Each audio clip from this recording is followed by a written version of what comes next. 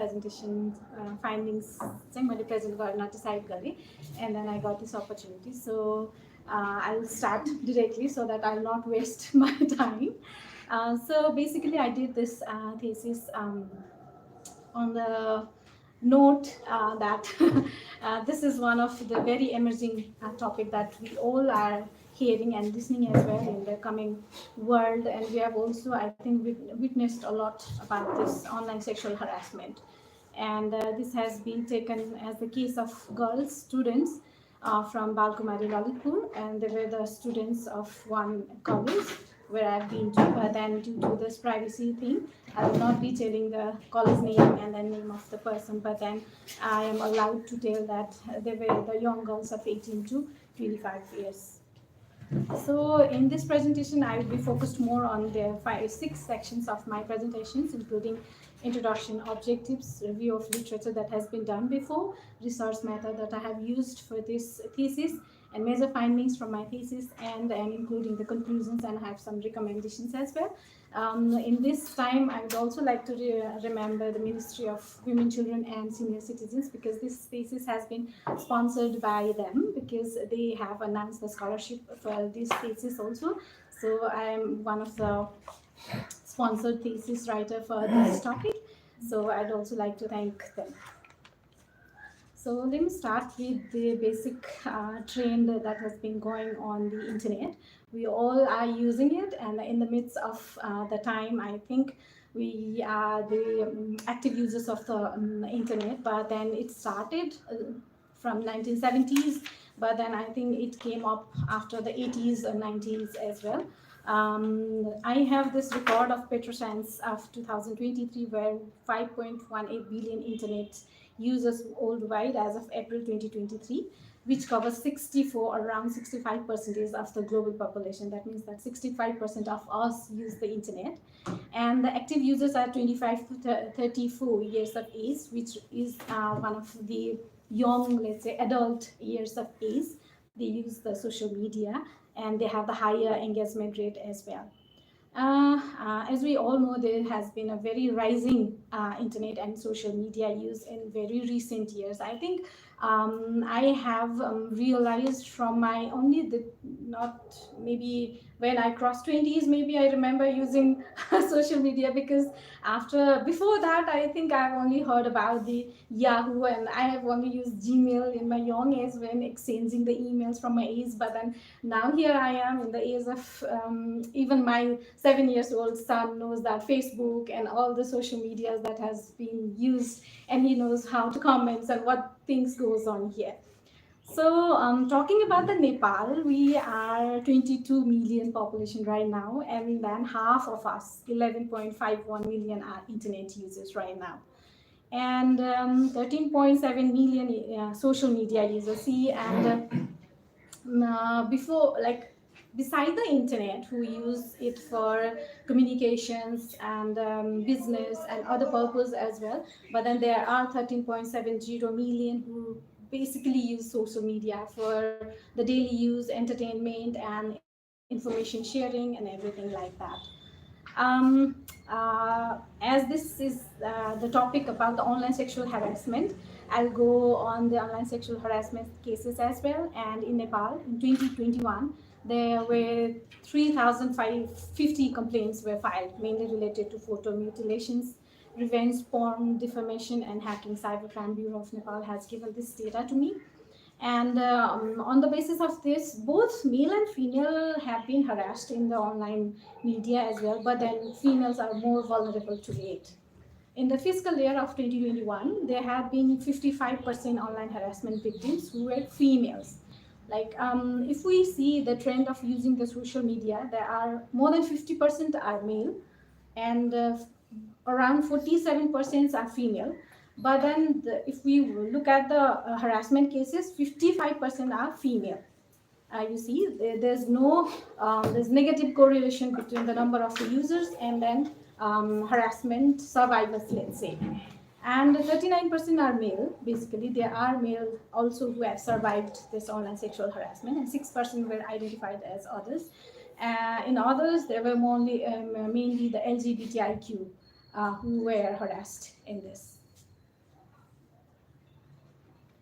So WHO has defined the sexual harassment as any sexual act, attempt, or obtain a sexual act that is unwanted sexual comments or advances, or any acts to traffic or otherwise directed against a person's sexuality using coercion or by person regardless of their relationship to the victim in any setting, including but not limited to home and work. So as we all know, there have been uh, the online sexual harassment or sexual harassment since the beginning of our ages. And female have been the victims since the beginning. We all know that. And as we have heard, there has been sexual violence. But then it for the violence, this has to be basically the person who comes to you as a physical contact that happens as a, mostly violence. And then but harassment, it doesn't need to be that person directly touches you or being around you, but then it happens not by touching as well, not by seeing as well, and the online sexual harassment is one of them, not by seeing or not by being around. So that is all done in the online platforms.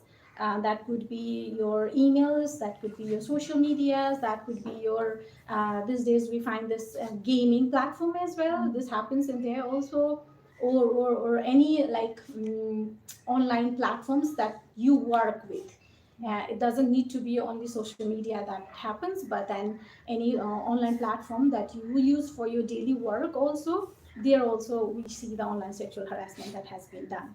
So as I have already said, online sexual harassment involves unwanted sexual conduct or on the digital platform and is classified as sexual violence. This has been also taken a form of sexual violence that happens in the online, or but then this is not limited to home or work. There has been some act that has come for reporting that online sexual harassment on the workplace, but then this defines only in the work, but then it doesn't only happen in your work, but then it happens outside as well. So I think there has been on one thing that online sexual harassment has to be addressed, taken in our acts also, especially on the social media also.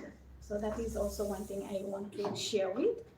And we this is one that WHO had 2021 in data that 1 in every 3 women go through the sexual harassment. So we all, I'm not sure that all of us had gone through that or not, but then I assume that most of us had gone through this. And in my years also, I've gone through this, both online and then offline harassment as well. So, but then, as I already said, there has been the pattern that has been shifted in the working platform as well. And Mulan 2021 study shows that during the COVID time, we all transfer from our own like physical work to the online platforms, but then harassment transferred to there also, like they don't leave you. And then during the COVID time, when people were at home and working in the online platform, but then the percentage increased. There were 25% of workers reporting that they had unwelcome sexual behavior through via Zoom, email, or other platforms that we use. So the Plan International, we know that this is one INGO that we have, and then they have also done this survey where they took 1,400 teenage girls in a global survey, where and then on the findings, 58%, more than half of them had experienced the online harassment. Harassment includes derogatory comments, threats, and unwanted pornographic images that have been shared with them. So 50% of harassment more frequently online than on the street. As I have been sharing my experience also, when I was young, I think I have faced the harassment, or many of us had faced the harassment while walking the street. But then now I face it more on the online. So yeah, this is very much based on the facts also that 50% share more harassment in the online platform, because it's more easy, that we all know that. There's anonymous face behind the gadget that happens, that get the guts, let's say more guts, more easy to find the vulnerable women out there. So harassment spikes when girls express opinions or engage in activities. So this is one findings, very interesting thing that I like to share with you. Like we may think that women who are educated, who are working, who are vocal about their opinions, and then they have their own line of act, or they have their own work to be done, they might not fall in the harassment. They may not get the harassment, but then no, because as much as you speak for yourself and for your ideas, for opinions, there are more chances that you get the harassed. The harassment doesn't only mean that it comes from the person you know. That comes in as your social media friends, let's say friends in a social media, but then other anonymous person also who are very interested to come in front and give their harassing words, derogatory comments when you go in the activism, and where you engage on very opinionated job or opinionated work that you do. So the effects includes discouragement for the participating online. 19% of the social media, and 12% has quit already. So this is one finding, that after having the online sexual harassment, people have dropped using social media, or dropped being very active that they used to be, or that they want to be in the same ratio. They come at the back, and 12% have already quit using that due to this harassing cases. So I've already said that 1 in 3 women go through some form of violence in their life, and 73% of women have suffered already cyber violence. Women are 27% more likely than men to be harassed. This has been told by the UN in 2015. There are a few types, let's say, but then it could be more than this also. Online sexual harassment, there are non-consensual sharing of intimate videos, and this is the very much to be done. I mean, like the data shows that this is the highest percentage that happen. Purposeful embarrassment, people does unwanted sexualization of your body, your tone of language, the way you look and the appearance, the way you do your daily behaviors, or sexual exploitation on the basis of your gender, your race, anything that you look like, or sexualized bullying on the basis of your appearance and things like that, stalking. And this is very common in Nepalese world, that girls have been stalked, a lot of them, for the longer period of time, and offensive name calling. So this is very common in our childhood also, like today also we get offensive names, but then in online you get the sexual kind of offensive names, coercion and threats. Of course, this is one of the more hyped thing, or it is taken as a serious crime of doing the coercion and threats to be given. So this is one picture that I really wanted to share, that they have been harassed on the basis of how they look like on the body. Whatever you look like, you get harassed. So that is one thing. You may be thinking that beautiful girls doesn't get the harassed, or like the girls who have zero figure doesn't get the harassed, or the girl who earns more doesn't get the harassed, or the girls who have their backup power, let's say a strong family, backup political family, or everything beside being anything you are, you get harassed. So that is one thing. The objective of my thesis was like, what are the overall impacts of online sexual harassment on the young girls, and what are the social factors especially encourage perpetrator to commit this online harassment on the basis of, this is the perspective of the survivor, but then we'll also see the overall how the perpetrators are so encouraged, and they are so courageous to do it, beside having the law in your country, beside having the risk of being exposed and social media, the number is still increasing. So that is one thing that I really wanted to go through. The general objective is that overall impacts that female goes through, or young girls goes through, and it includes physical, mental, social, and cultural impacts that they have. Specific objectives are like all the impacts that the survivor goes through, and then also the social factor or reason, let's say, why this is increasing, why the perpetrator does this. So this is one thing I'm really interested to look after. So the importance of this study is this: it focused on the rise of online sexual harassment despite having laws, policies. I already said about this, and the impacts that highlights the psychological trauma that girl goes through, harm to the families, because the families also suffer in the same way, and the communities the nearby community gets through and reduce productivity for the victims. And then the survivor victim, they have for sure their productivity has been decreased. And family response as well, where parents are more into the blame game. Not only the parents, let's say everyone around the girls, they will be blamed for their act, or blamed for being harassed on social media. That has been done. And the research gap, I think during my thesis also, I've been sharing with the Sanjila ji this before, because while I started my thesis, I was advised not to go through this, because you'll get very less of the data. You'll be not having the people expressing the way exactly that happened to them. There could be a risk of survivor not telling what really happened with them.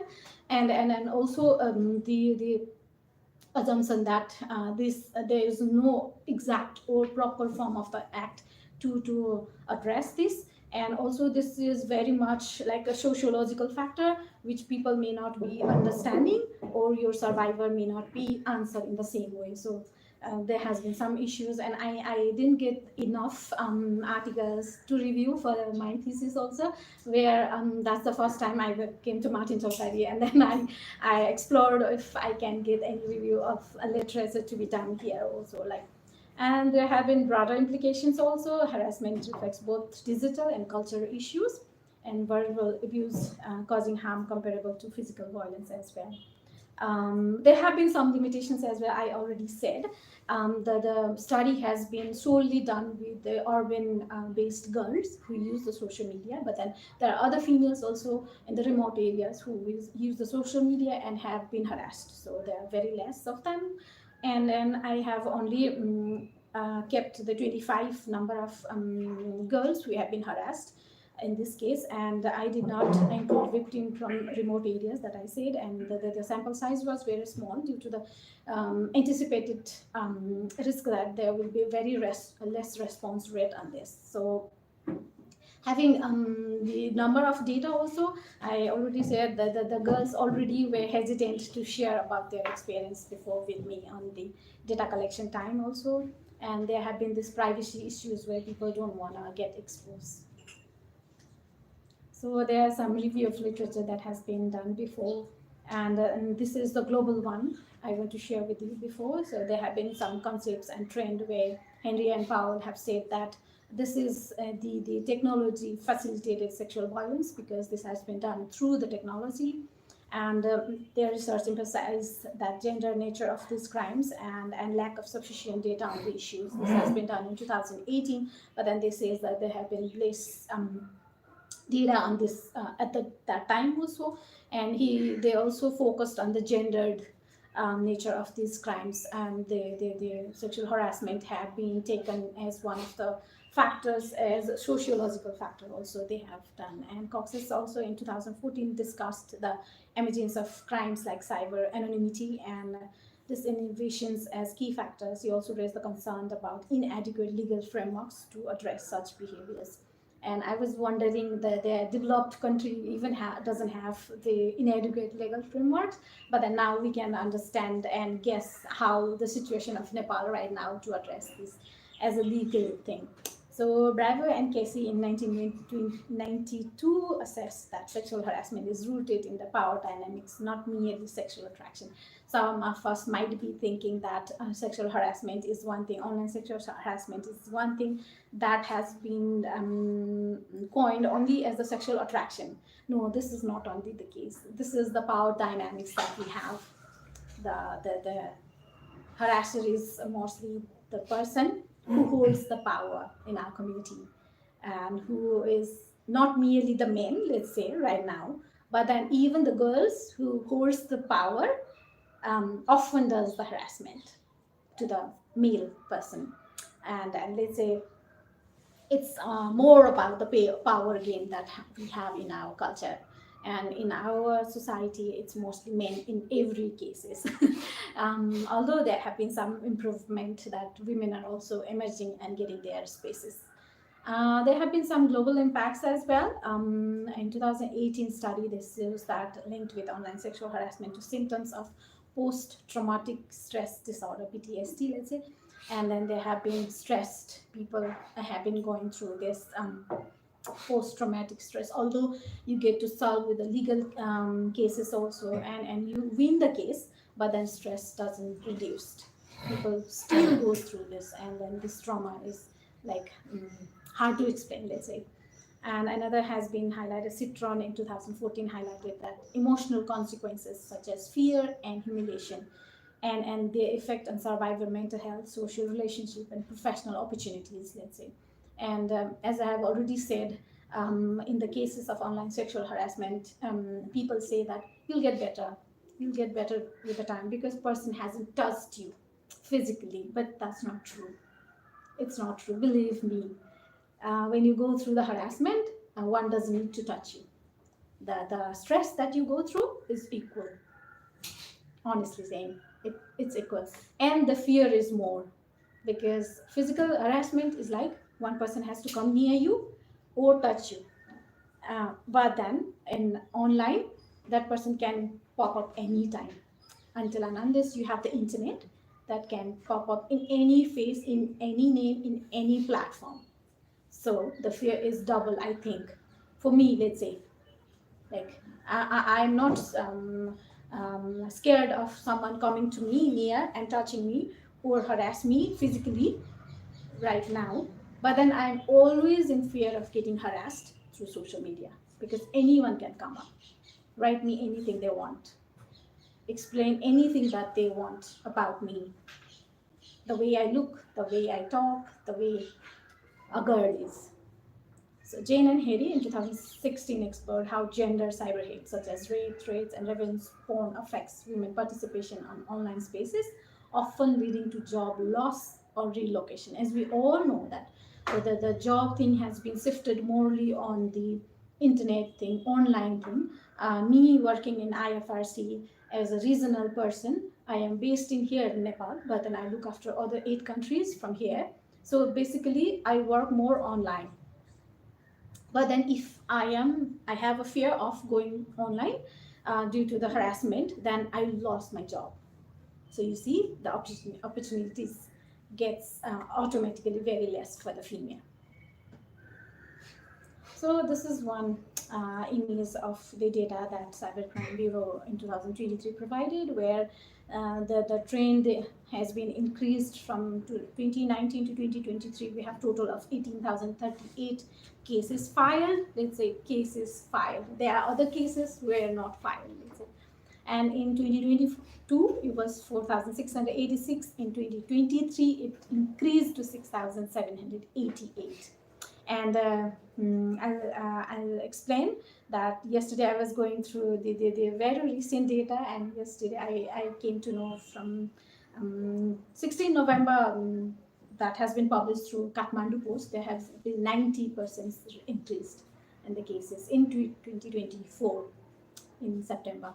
So we can see the rates that has been going on, and very common is Facebook. And there has been 49% adding the teenage girls, let's say around 50-60% is women adding girls, teenage girls, where 38% is male. There have been some specific data on Nepal case, let's say. Samiksha Koirala documented the exponential rise from 10% of the population with internet access in 2012 to 11 to 63% of the total population. And we can see that there is a lack of awareness and adequate legislation to address cybercrime or harassment effectively. Pavitra Neopane in 2020 addressed that cultural stigma and a lack of legal intervention leading to unreported cases of harassment cases.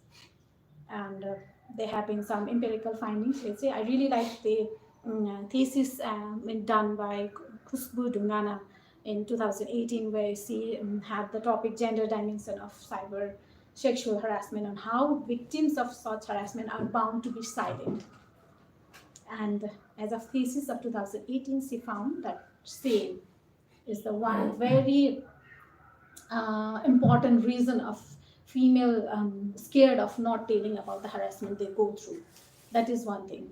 the same that girl has to go through. Same is one thing. I think that is the ornament that all female has to wear once he gets young and adult. You have to. I think I have heard since my childhood that you should be ashamed of wearing this kind of dress. You should be ashamed of behaving in this way. You should be ashamed of being going over there. You should be ashamed of doing this kind of work. So shame is the one thing that has been taught to female more since the beginning in our culture. So that is one thing, that one reason that makes her not come out of the shell and suffer in silence. And other thing is that fear of social stigma, that people will know. The family will get bullied, and the same that their parents has to go through is the one reason. So her research highlighted the psychological stress, distress, and social isolation faced by the victims. They don't want to go out. They really don't want to go out, share, talk, be happy again. So that's the kind of thing. And Body and Data in 2021 shared that study done in 300 respondents, 15 to 24 years, revealed that there have been people responding that only ignoring and blocking the perpetrator, and only 1% reported. So I think there is very less of this reporting. While going through this thesis, I came to understand that there's need of sociological analysis on the reasons of increasing sexual harassment. There have been only the study done, a number of increased, and then what happened to them. But then I think there very less analysis or study done why people does this. I have used 3 of the sociological theories. I think people might be familiar with them or not, but then I have used the theory of intersectionality. This has been coined by Kimberly Crenshaw. I really like the multiple identities that people have. Being a person, that really affects the person's vulnerability to be in the online sexual harassment. The intersections of like multiple identities a girl holds, she is the girl first, second citizen of our country, and being young one who is not allowed to make her own decision, who is not aware of the legal acts that is available in the country, and the other thing could be like single mother, the race that we come from, like she's from the lower caste, a girl, and there are multiple identities that a person holds could make this vulnerable. And other thing is theory of patriarchy. We all know that we are living in the patriarchal society where male dominates and have the dominance kind of privilege that men holds. There are a lot of men out here, and you might not be agreeing with all of this, or you might be thinking, no, this is the older thing that people talk about. But then when it comes to the reality, it's reality, it has seen. And theory of hegemonic masculinity. This has been developed by R.W. Connell, and this hegemonic masculinity was one thing that I was really interested to know in my college days, and where Niti ma'am used to talk about, like, there were a lot of men in our class, and then she was saying that men has to be like murder. We all know that name. And that they are trained, they are raised to be murder in our society, masculine. And so hegemonic masculinity is the one framework that men are kept, that they has to be behaving in a certain way. They cannot be very calm, they cannot be very soft, they cannot behave like a girl, shy, or they cannot be very polite. They need to be aggressive, they need to be taken immediate decisions, they need to be like object in anything that comes in ahead. And this has also been let's say multiplied the guts of men that they do the online sexual harassment. So these are the 3 theories that I used here in my thesis. So talking about the legal frameworks we have in our countries, there is ETA, Electronic Transaction Act 2063. I think this regulates more on the cyberspace, securing electronic data and then electronic transaction that happens. It's more like that. And there's Electronic Transaction and Digital Signature Act 2061. This addresses cybercrimes, mostly in the theft or fraud or cyberbullying. But then online sexual harassment has been one thing that has been coined, and it's not, I say, the exact address in our act. That's not. Information communication and policies that integrates with IT, telecom, and media-related issues. But then Constitution of Nepal 2072 also says that we have a right to express our opinion, communication, and privacy relevant to cyberspace. This also address that. And but then there has been challenge and implementing, and we all know that there have been very poor implementation of cyber law. And when I talked with the cyber bureau, why this, and then they were like, there are very less human resources that can be handled, and there's multiple cases that has to be handled, and it's very difficult because it purely based on the survivor, and they still struggle whether the person is telling true or not. The intensity that they explain might be the exact intensity or not. So there are some of the things that, and I think the same that a girl goes through is the first bite, or let's say pinch of the justice in Nepal that girl goes through. If you have harassed and you went to police bureau, and then they ask you why you accepted the unknown friend request, why you talked in the same way, were you dressed in this manner, were you talking in the late hours, you will be shamed and questioned first, rather than addressing who does this, why does this hasn't need to be done to you. So yeah. So research method, I use this anti-categorical approach because I needed to go through beyond the intersectionalities and this hegemonic masculinity thing like that. So I use this anti-categorical approach. I use both quantitative and qualitative research methods, where I used this questionnaire for the quantitative and an in-depth interview for the qualitative one. This has been done in the Lalitpur, where the social media use is very high in comparison to other, and the target population was 18 to 24 years of female college students with having internet access and using social media. So sampling were like in 2020, 22, 23, there were 100 girls enrolled in that college, where I have taken the 25% of them, 25 girls as a sample. At first I used the random sampling for the quantitative data, and then I shifted to the purposive sampling and the snowball sampling for the in-depth interviews. So data collection, primary data has been done with both structured and semi-structured questions, which cover 6 sections, including the demographic information, use of social media, experience of online sexual harassment, physical and mental impact, sociological reason, and long-term impact. Questionnaires were based on that. And the secondary data I took from the Cyber Bureau, journals, and Martin Chaudhary, and online resources, of course. And tools were used, like Google Forms were used to get the questions, and then phone interviews were done for all the privacy sensitive areas of questions related to. Reliability is like I pre-tested the questions with the 10% of other females with the same age group, but then they were not the primary data in real. And there have been cross-checking done, literature reviews, and then data accuracy that has been done, and ethical consideration has been done, that this has been properly and timely supervised by my supervisor, initially Niti madam, and then Prapanna Maska madam. They were my supervisors throughout the time, and I have taken from the approval of the authorities like Minister of Women, Children and Senior Citizens, and I have also taken the informed consent from the college authorities and the students as well. And then there have been confidentiality maintained, and proper citations also have been maintained. Let's say about my personal motivation, I have been saying since the beginning that I have also suffered and went through this harassment, sexual harassment, for I think for 6 months, stuck in by someone else in my life, and that has been one of the fear that I still hold in my life.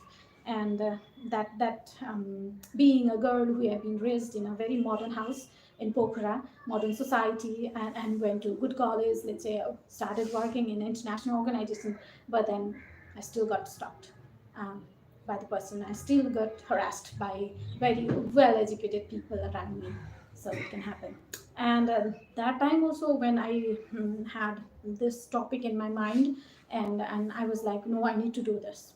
There were very less data to be reviewed, But then I needed to know, I need to add the data, I need to add the study so that other girls can refer my thing. So that is one very personal motivation for this thesis.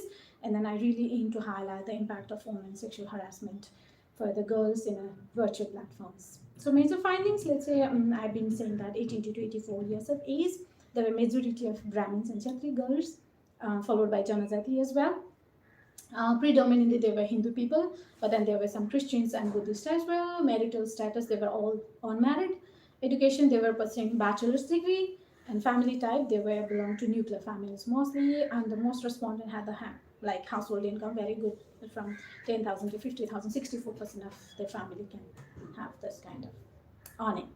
Let's say, so use of social media and experience of online sexual harassment. So most of them are scrutinized here in this data, where 80% of the girls spend their 1 to 5 hours daily on social media. They have accepted online and unknown friend requests, 44%, let's say, and they have viewed the adult contents as well, 44%. They have received parental guidance, 48%, but then I don't say this is the correct parental guidance, that they were allowed to use it. Their parents know it, but then their parents doesn't briefed or oriented them that you might get the harass and you need to go through this procedure. You kind of block them, or like you can go through the legal process. They were not oriented on that kind of thing. 56% have experienced online sexual harassment. The frequency is 1 to 3 times during the time, and 71% have been harassed 1 to 2 times during that time, and 67% again, see, they have blocked or unfollowed the perpetrators, not taking other measures that is available to make them heal, to make them happy again, to make them confident again. They just blocked and left them, which one of them is me too. And very less of them has been reported to authorities. 7% they see among 25 of them. So I have been explaining this physical and mental impact, and it's very real. Mental state disturbance, 79% of them reported changes in their mental state, with symptoms including sadness, guilt, mood swings, and anxiety. It's very real. They go through it. Health issues, 43% faced health problems like headaches and stomach aches.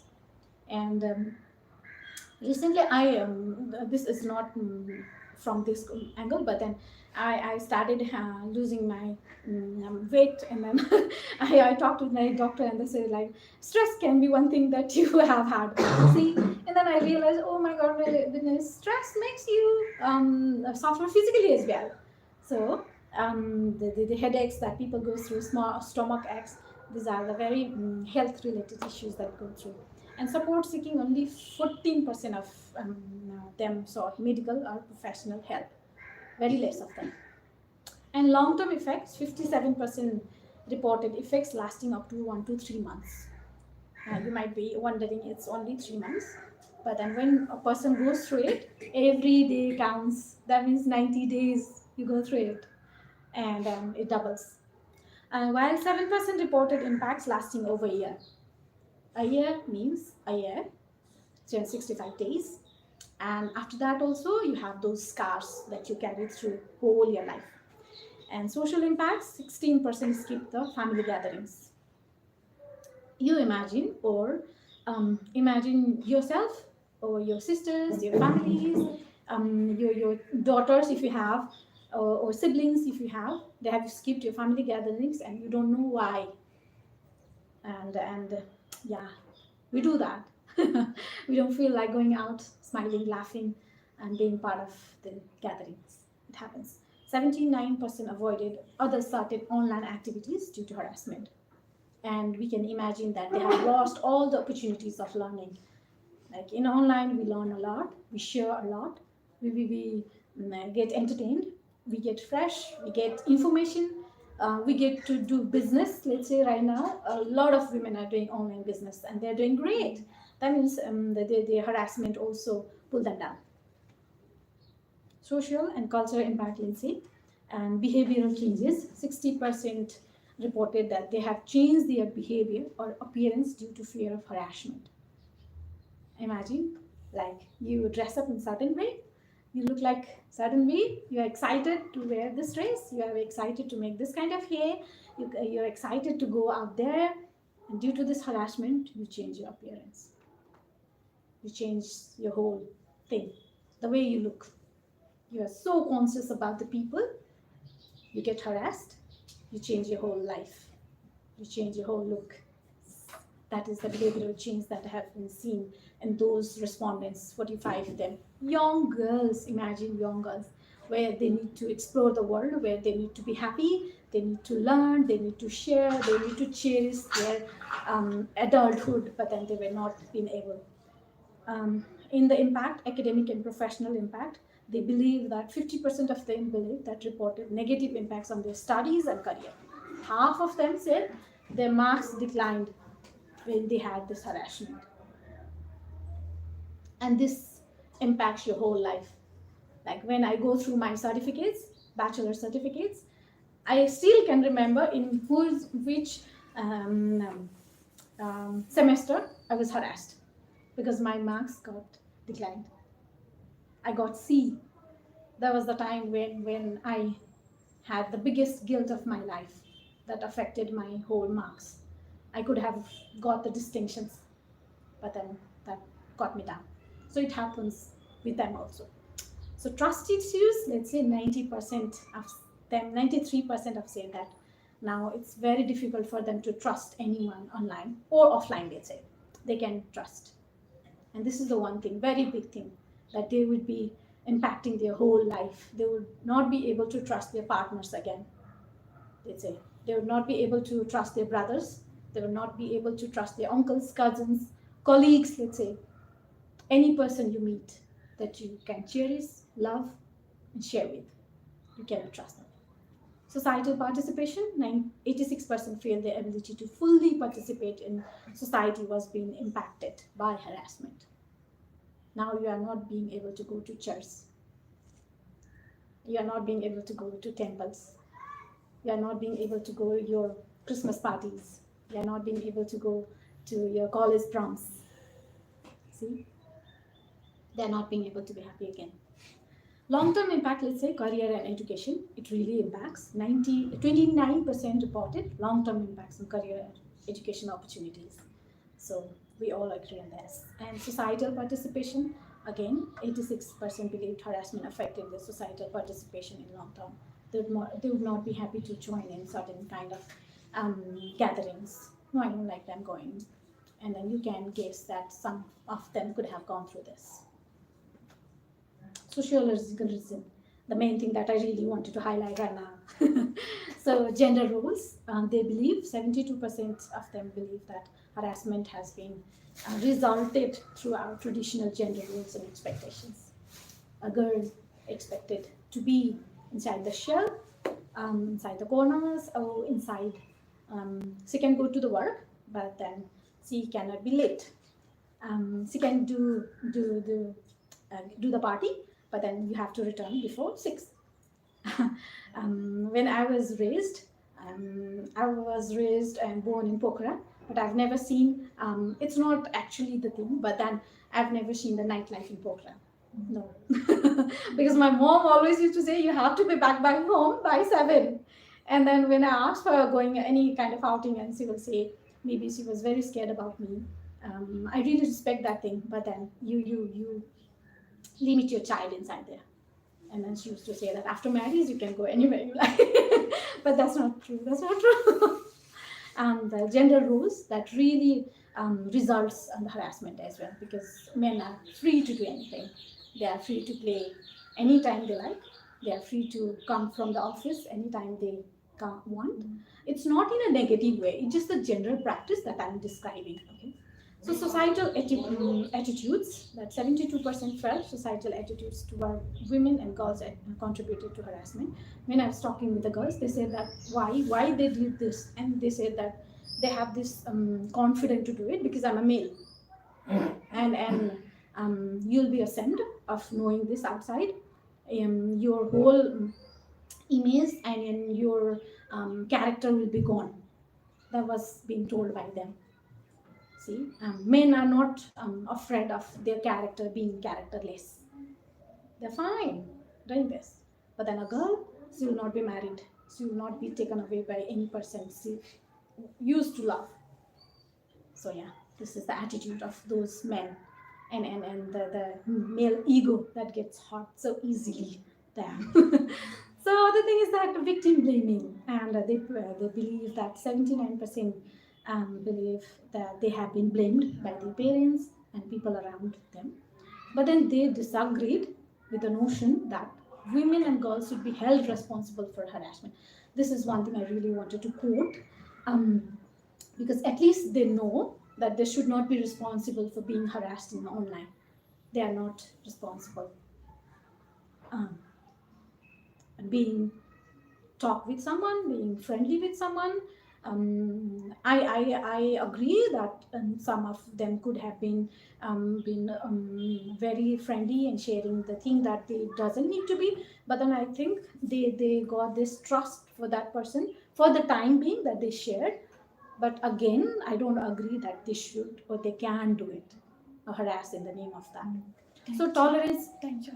Okay, so I'm at the maybe very last. So the tolerance culture that we have, we all have been told to tolerate. No, you should tolerate this one. So the 57% believed on this. And cultural factors again, they agree that 57% agree that they have this cultural and social norms that makes them do it. Key findings are they had experience with harassment again, uh, and the response was just ignoring them, blocking them, and had victim blaming.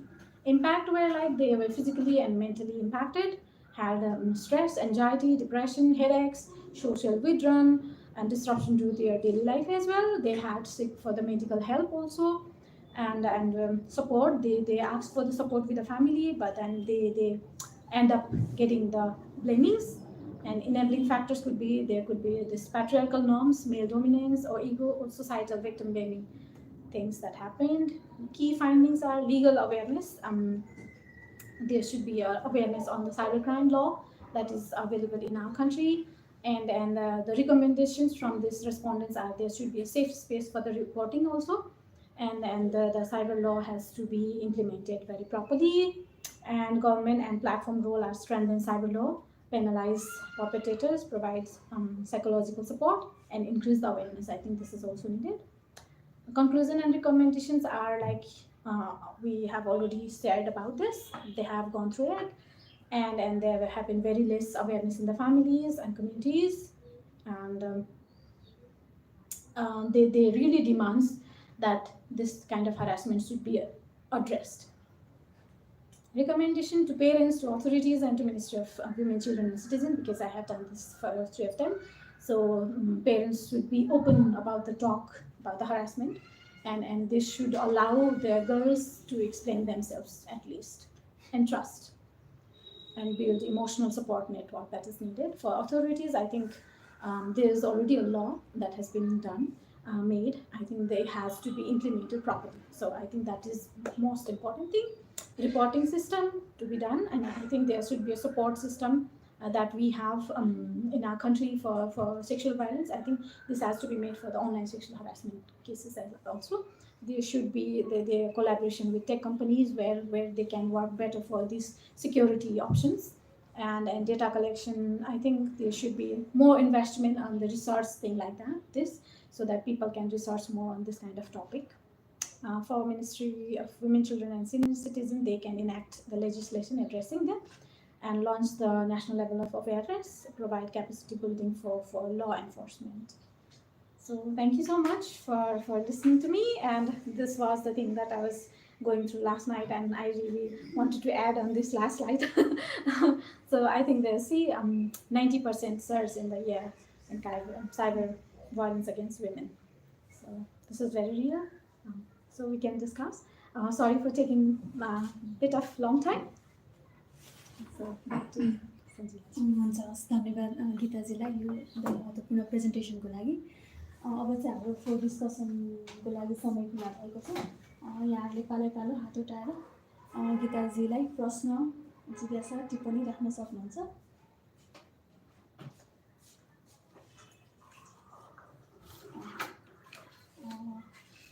अहिले फ्लोरबाट प्रश्न ए हुन्छ छिन्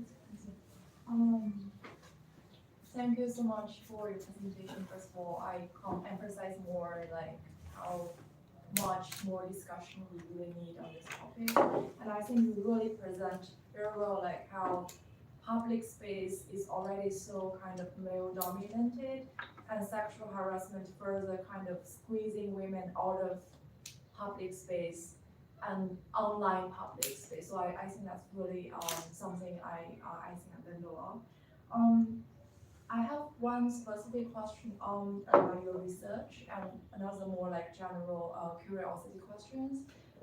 I'm curious, like, it seems in your research the persons who conducted sexual harassment is like, as it mainly like unknown, like strangers from Facebook, or they're also like people you know, like from your life. And will that make, I'm assuming that will make quite a huge difference. Like with unknown stranger, you can block them, but if you know the person and if you have a social connection, it might be more tricky to kind of block and ignore. Another question is something I'm always curious about, like the Me Too movement in Nepal. What I learned is like there seems to be some kind of waves of Me Too movement, like maybe 1 or 2, 3 years ago, but it seems like it doesn't really grow very huge. It's just my observation, but just something I'm really curious about. And if you have anything or observation or comments on that you want to share, I'd be grateful. Yeah, thank you. Thank you for your comments. And yeah, I acknowledge the findings that you get harassed both with stranger and then person you know very well and the person you trusted. And I think there's from the findings of my thesis also, it was very, I think, difficult for the girls to tackle with the harassment that came through their own people. Let's say their brothers, uncles, and then someone around their neighbors that they know, they trusted, and then you cannot like go directly to them and ask them not to do it, and you cannot also block them in the media because other people will know what happened between you. So it was more tricky for them also. And then for the stranger, I think they are more of just trying to harass you, I think, for the stranger, because they cannot mostly stalk you around. But then the people who you really know, they know you, your limits, the limits that you can go, and then they harass you more. And that impact was more in my thesis. They were more impacted, more affected with the person nearby them. So yeah, that is one findings. And let me share another findings from the same article that I went through day before. Was like a girl were in the relationship with her boyfriend for a time and having a live-in relationship, but then she got harassed with him, and she was not being able to tell her parents also what happened between them, because she already went to live in with him. What would she say? Because you are living with that person, but then people will not be imagining that you were harassed. But then I'm very happy these days there have been issued point that your physical partner also get harassed. So I think that is one thing. And then the other thing is that Me Too movement. I think I was also moved away with that wave, and I think that contributed one step ahead for the women, that many of us have been harassed, and we were confident at least to tell, see, it is real, it happened, it happens, it can happen. So I think that is one thing that contributed through that movement. But then I think I really agree with you that it did not move in the same way that needed to be moved, or the intensity was very less after that, because we have this mentality that you'll get better with the time, you'll get better with the time, and then the blaming that women go through, that also affects. And again, you have to go back to your same house, same community where you get dominated again.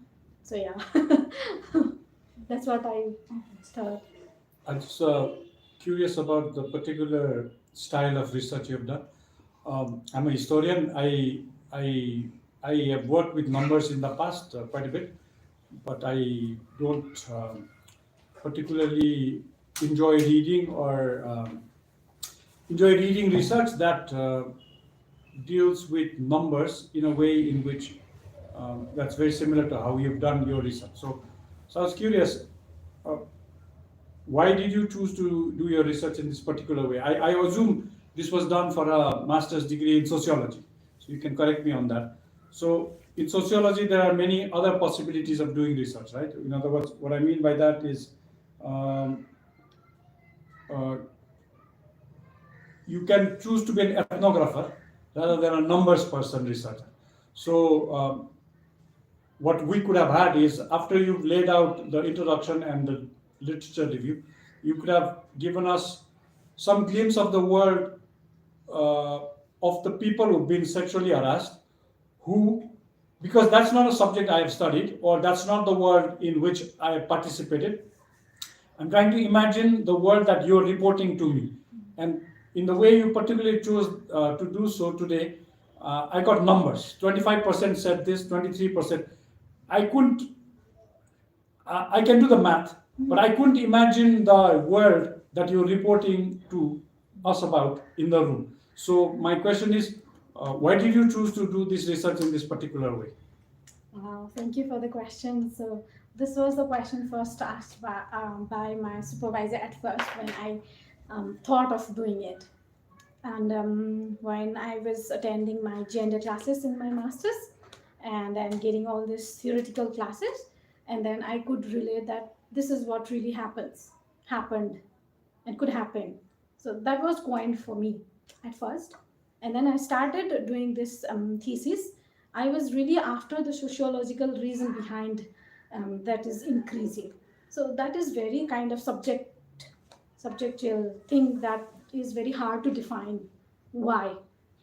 It's mostly based on this victims, let's say survivors who say this. But then it was difficult at first to get this as a topic approved from my supervisor, because you will not get the data. You will not be getting the exact thing, sociological factor that you really want to coin it. It will not, might be come up, because people may not understand in the same way. People may not take it in the same intensity that you are taking it, because you know all these theories, you know what you have gone through, you know it, but then it will not come up. But then again, I was really curious about knowing, but then it has to add some kind of data as well, because without the data, I could not add more of it, and the percentage that I played with. But this really shows that there are numbers that happened, but then we are not being able to express in the same theoretical ways that I really wanted to it. I really agree with you. But then this is one thing that I really wanted to point. I also shared my personal experience having gone through it and recovered, let's say. But then I think I really wanted to add a pile. This has to be studied more. And as you have said, I agree that this is just a part of my MA thesis, but then I put up my heart in here. Just so is there in the thesis itself, which you don't, is there stuff in the thesis which you didn't present here today that gives us, if we were to read your thesis, and kind of an ethnographic window to the world of the people about whose particular online harassment experiences you have researched? So in other words, after all the numbers, are there specific detailed stories in your thesis which we could read separately? I might share with you differently, because 5 of them I had this in-depth interviews, and they had very different kind of stories. One of them reported to the police. She went to the police, but then she was not reported so well. She was asked multiple number of questions. She was young, and then after 3 months, she took it back. I don't want to go through it more, through the legal thing. See, 4 of them had very deep kind of harassment they went through. They took parents' help as well. They took their the families help as well, but one decided to go because she was having depression. She was taking the medicines as well, and she went through the medical and then police help, but then she got blamed, and again she didn't want to be part of it. Listen, I don't want this. Rather, I'd stay silent. I'm fine. Yeah. Just to understand, so there are chapters in your thesis where you talk about these 5 people separately. Yeah. That's a key in-depth interview findings. Yes. Sorry, because I could not give much of the time in the findings. हुन्छ अनि थप प्रश्नहरू एउटा सोची नेपालीमै सोध्छु। Please, please. तपाईँको थेसिसमा नि त्यो 100 जना स्याम्पल पार्टिसिपेन्टहरू 100 को 25 भनेपछि स्याम्पल साइज इज जस्ट 25। हजुर। हामीले नर्मल्ली रिसर्च गर्दाखेरि चाहिँ हैन अब कुनै पनि टपिकमा त्यो प्रब्लमको सिभिरिटी कति छ त्यसको आधारमा हामी चाहिँ स्याम्पल साइज एस्टिमेसन पनि गर्छौँ क्या हैन। जस्तो अब तपाईँले people living with HIV AIDS भनेर त्यसमा चाहिँ उनीहरूको अब नलेज प्र्याक्टिस अथवा केही चिज हेर्नु खोज्नुभयो भने रिसर्च गर्नु खोज्नुभयो भने त्यहाँ चाहिँ स्याम्पल साइज कम हुनसक्छ, किनभने एचआइभी पेसेन्ट्स त एकदमै स्पेसिफिक ग्रुप भयो नि त हैन। अनि त्यसमा चाहिँ स्याम्पल साइज थोरै हुनसक्छ। जस्तो अब हाम्रो यो जुन प्रब्लम छ नि यो हरासमेन्टको प्रब्लम भने त majority of girls have been pass through that problem क्या। एज यु सेड होइन you also went through that problem, म पनि भएको छु होइन। त्यो हिसाबले त यो प्रब्लमको सिभिरिटी त हाई छ नि सोसाइटीमा होइन। अनि त्यहाँमाथि पनि तपाईँले त अब यो कलेज स्टुडेन्टमा गर्नुभएको छ, कलेज स्टुडेन्टमा पनि majority have been through that problem क्या। अनि त्यो 25 मात्र स्याम्पल साइज चाहिँ हजुरलाई इनफ जस्तो लाग्यो? यस, यो मलाई पनि भएको थियो बिकज लाइक मैले 100जनालाई गरेको होइन। 100जनासँग डेटा लिँदाखेरि चाहिँ सबैजनाले हरास्ड भन्नुभयो, but then let me tell you very honestly only 25% of them wanted to talk about it to my thesis also. And I exactly. ठिक छ, 25% टक अबाउट भन्नुभयो। तपाईँले दुईटा कलेज इन्क्लुड गरेर अलिकति स्याम्पल साइज बढाउनु भएको भए चाहिँ जेनरलाइजेसन गर्न सजिलो हुन्थ्यो क्या। रिसर्चको एउटा म पनि रिसर्चमै काम गरिरहेको छु होइन, मेरो पनि पब्लिसहरू भएको छ इन्टरनेसनल जर्नलमै। जस्तो अब मैले मेरो मास्टर थेसिस गर्दाखेरि चाहिँ इन्टिमेट पार्टनर भाइलेन्समा गरेको थिएँ कि होइन। इन्टिमेट पार्टनर भाइलेन्स अफ त्यो वुमनमा नै गरेको थिएँ, कार्पेट इन्डस्ट्रीमा काम गर्ने वुमनहरूमा गरेको थिएँ। त्यसमा मैले मोर देन 200 थियो कि मेरो स्याम्पल साइज।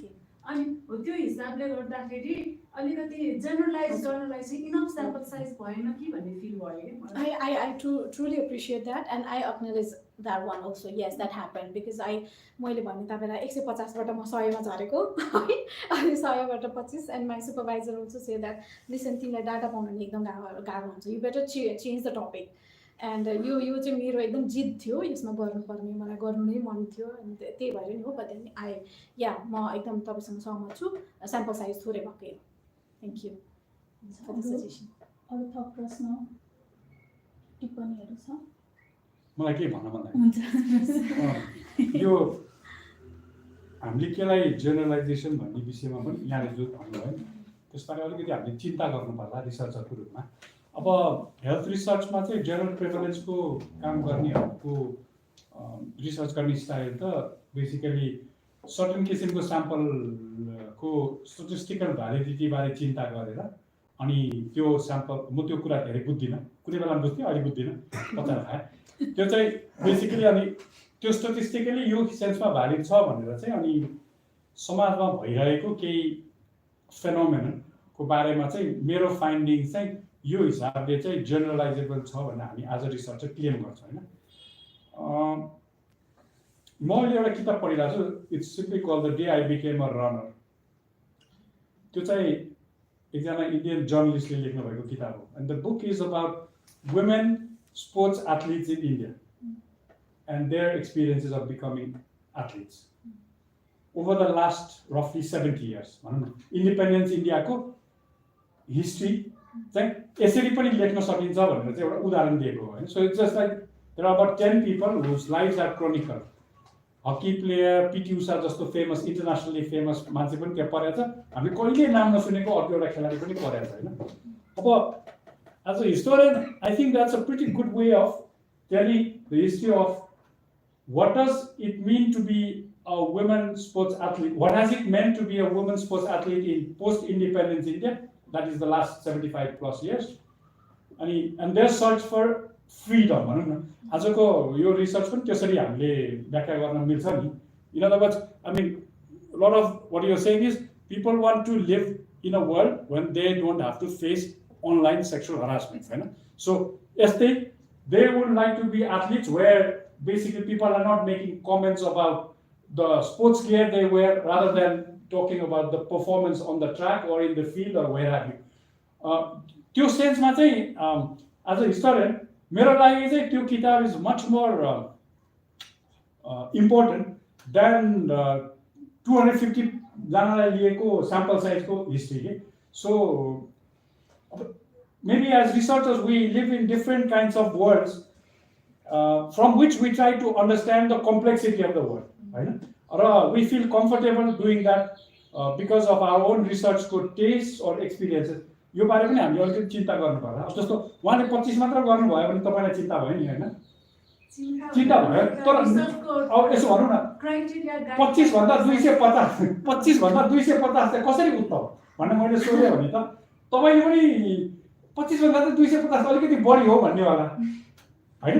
अब भनौँ न if there are 2,50,000 people in the universe of the research that you are trying to do, HIV भन्नुस् त what have you, त्यो 250 जना पनि त त्यो वर्ल्डको त एकदम सानो स्याम्पल हो नि. अनि त्यसकारण मैले चाहिँ जिद्दी गरेर त्यो चाहिँ कुन हिसाबले जनरलाइजेबल भनेर तपाईलाई जिद्दी गरे भने त्यसको उत्तर चाहिँ खासै राम्रो छ जस्तो मलाई चाहिँ लाग्दैन भन्नु खोजेको. खै उहाँको भनाइ चाहिँ अर्को होला. अलिकति के थाहा छ भने जस्तो सरले किताब पढ्नु भन्नुभयो, सरको त्यो किताबमा इन्क्लुडेड 10 जना मान्छे चाहिँ डाइभर्स ग्रुपबाट इन्क्लुडेड थियो होला क्या. जस्तो उहाँले चाहिँ गर्नुभएको रिसर्च एउटा होमोजिनियस पपुलेसनमा गर्नुभएको. त्यो होमोजिनियस पपुलेसन भन्नाले सबै एज ग्रुप सेम भएको स्टुडेन्ट उनीहरूको यहाँले भन्नुभयो नि ब्राह्मण क्षेत्रीमै मेजोरिटी अफ देम फल अन्डर द्याट रिलिजियन के अरे कास्ट होइन. एउटा होमोजिनियस ग्रुपमा भएको भएर हामीले त्यो होमोजिनियस ग्रुपलाई अलिकति ब्रोड बनाउन सक्यौँ भने त्यो ब्रोडको थोरै पर्सेन्टेज लिँदा नि हामीसँग धेरै हुने भयो नि त. अलरेडी हामीसँग सानो पुल छ भने त हामीले थोरै लिने भयो, पुल नै धेरै छ कि उहाँको. त्यो भएर हामीले धेरै लिन सक्थ्यौँ कि भन्ने मेरो त्यो एउटा रिसर्चको गाइडलाइन अनुसार बोलेको मैले म आफ्नो पर्सनल ओपिनियन बोलेको भन्दा पनि रिसर्चको गाइडलाइन अनुसार चाहिँ त्यो हुन्थ्यो कि भनेर एउटा आफ्नो सानो कमेन्ट. मैले भनेको चाहिँ कहिलेकाहीँ चाहिँ सानो सङ्ख्यामा र पर्सेन्टेजमा बोल्यो भने चाहिँ त्यो अलिकति मिसलिडिङ हुने सम्भावना हुन्छ. जस्तो स्याम्पल साइज नै 20 हुन्छ अथवा गर्दै गयो भने अनि त्यो 9-10% अथवा 10 जना 11 जना भयो भने चाहिँ त्यो 55% जस्तो पुग्छ कि भनेको. त्यसैले त्यो सानो सङ्ख्यामा प्रतिशतमा लगेर बोल्दा चाहिँ त्यो एक्चुअल रिप्रेजेन्ट हुँदैन कि भन्ने डर हुन्छ होइन. त्यसैले यदि हामीले स्याम्पल सङ्ख्या चाहिँ धेरै भयो अथवा अलिकति लार्ज एमाउन्ट भयो भने पर्सेन्टेजमा गएर बोल्न अलिक सहज हुन्छ. 4 जना मात्रै ल्याएको छ भने त 2 जनामै 50% पुगिरहेछ होइन. त्यसैले त्यो कहिलेकाहीँ पर्सेन्टमा म थोरै गरिहाल्छु. म चित्त बुझ्ने गरेर सबलाई यो चाहिँ के भन्ने एउटा त मेरो लागि चाहिँ त्यो नम्बरै थोरै थियो है. थोरै मान्छे कस्तो हुन्छ भने सेक्सुअल भाइलेन्स चाहिँ भएको हुने, सेक्सुअल त्यो हरासमेन्ट चाहिँ धेरै आउने. तर अनलाइन सेक्सुअल हरासमेन्ट इज नयाँ थिङ जस्तो रहेछ क्या. यो पाउनलाई अझै पनि गाह्रो है. अरूहरूले गरेकोहरूको पनि हेर्दाखेरि कमै देखिने सेक्सुअल भाइलेन्स धेरै देख्छु, सेक्सुअल हरासमेन्ट यस्तो धेरै छ.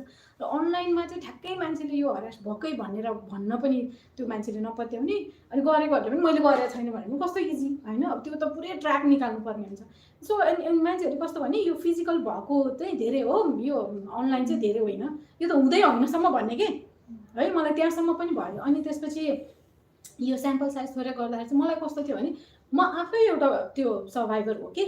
अनि मलाई कस्तो भयो भने मैले इन्डेक्स त जम्मा 5 जनासँग गरेको है. अझ त्यो क्वालिटेटिभ त मलाई कहाँसम्म थियो भने म एकैजनासँग भने म गर्छु, म लेख्छु नै थियो कि.